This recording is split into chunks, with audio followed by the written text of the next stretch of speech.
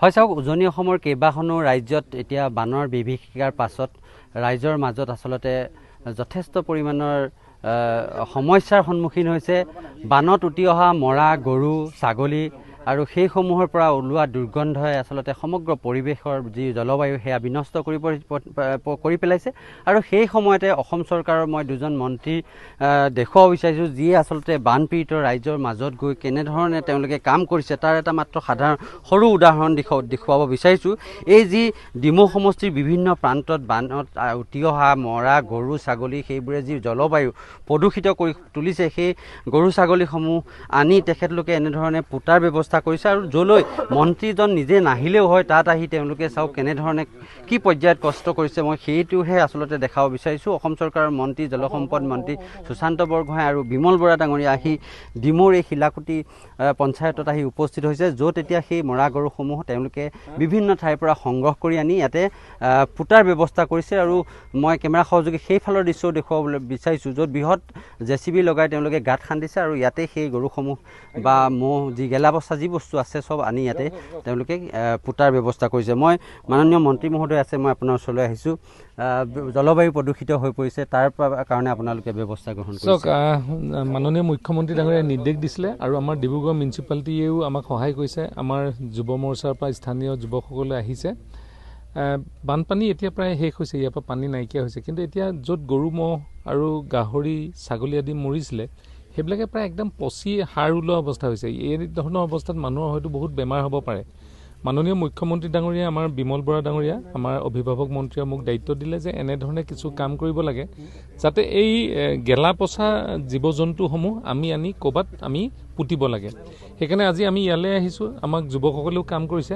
অন্ততঃ মানে বেমাৰত যাতে ভৱিষ্যতে নপৰে তাৰ বাবে আমি ব্লিচিং পাউডাৰ ফেনাইল আদি কৰি আমি এই প্ৰায় ইয়াতে মানে 100ৰ অধিক আমাৰ গৰু ছাগলী গাহৰি আদি হ'ব।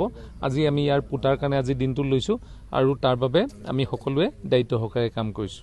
হয়, ধন্যবাদ জনাইছোঁ। মই দেখুৱাব বিচাৰিছোঁ সকলো ধৰণৰ যি ব্লিচিং পাউডাৰ হওক ফেনাইলৰ বটলসমূহ আনিছে আৰু ইয়াক সম্পূৰ্ণকৈ পুতি পেলোৱা হ'ব, যাতে ইয়াৰ পৰা দুৰ্গন্ধ ওলাই বিভিন্ন ধৰণৰ বেমাৰ আজাৰত ৰাইজ ভুগিব লগা নহয়। মন্ত্ৰী শিৱসাগৰ জিলাৰ অভিভাৱক মন্ত্ৰী বিমল বৰা ডাঙৰীয়া আছে, কেনেকুৱা কষ্ট কৰি আছে দেখি আছে ৰাইজে। আজি আপোনালোকে নিজেও আহিছে, শ্মশান বুলিয়ে ক'ব লাগিব, যাতে ৰাইজ বেমাৰত নপৰে।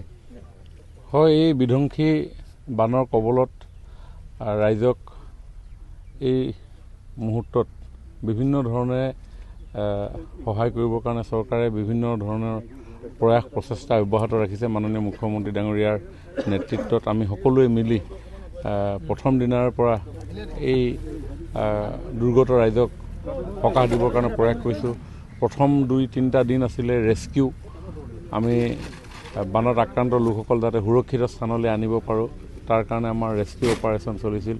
3-4 দিনৰ পৰা আমি ৰিলিফ এই কামৰ লগত আমি জড়িত হৈছিলোঁ। আৰু এতিয়া পানী শুকাই অহাৰ পৰিপ্ৰেক্ষিতত ইতিমধ্যে গমেই পাইছে যে বহু জীৱ জন্তুৰ মৃত্যু হৈছে। সেইসমূহে যাতে প্ৰদূষণ কৰিব নোৱাৰে, পৰিৱেশত যাতে কোনো প্ৰভাৱ নেপেলায় তাৰ প্ৰতি লক্ষ্য ৰাখি এতিয়া বিভিন্ন ঠাইত এনেধৰণে গাঁত পুতি আমি সেইসমূহ সমাধিস্থ কৰিব লগা হৈছে। আৰু সেইকাৰণে এই ডিমৌ সমষ্টিৰ শিলাকুটি গাঁও পঞ্চায়তত আমাৰ ডিমৌ সমষ্টিৰ বিধায়ক তথা অসমৰ মন্ত্ৰী সুশান্ত বৰগোহাঁই ডাঙৰীয়া তথা ইয়াৰ স্থানীয় যুৱ বন্ধু সকলোৱে মিলি আৰু আমাৰ ডিব্ৰুগড় মিউনিচিপালিটি বোৰ্ডে সহায় কৰিছে। তেওঁলোকৰো বহু লোক আহিছে, আহি আমি ইয়াতে গাঁতসমূহত এই মৰা গৰু ছাগলীসমূহৰ মৃতদেহসমূহ সমাধিস্থ কৰিবৰ কাৰণে ইয়াত উপস্থিত হৈছে। ধন্যবাদ জনাইছোঁ। আৰু মই দেখুৱাব বিচাৰিছোঁ এনেধৰণে ট্ৰেক্টৰত তেওঁলোকে সেই যি গেলা পচা পশুবোৰ আছে বানত উটি আহিছিল সেইসমূহ এনেধৰণে লোড কৰি আনি এনেধৰণে পুতি পেলোৱা হ'ব। আৰু এনেধৰণে প্ৰত্যেক দিনাই আচলতে যুদ্ধখন বেলেগ হৈ আছিলে। যেতিয়া বান পৰিস্থিতি আছিলে তেতিয়া বেলেগ ধৰণে যুঁজিব লগা হৈছিল, আৰু বান যোৱাৰ পাছত এতিয়া যুঁজখন বেলেগ ধৰণে হৈছে। আৰু সমগ্ৰ চৰকাৰেই হওক দল সংগঠনেই হওক এই বানৰ সৈতে যুঁজি পুনৰ স্বাভাৱিক অৱস্থালৈ ঘূৰি অহাৰ এক প্ৰচেষ্টা হাতত লৈছে।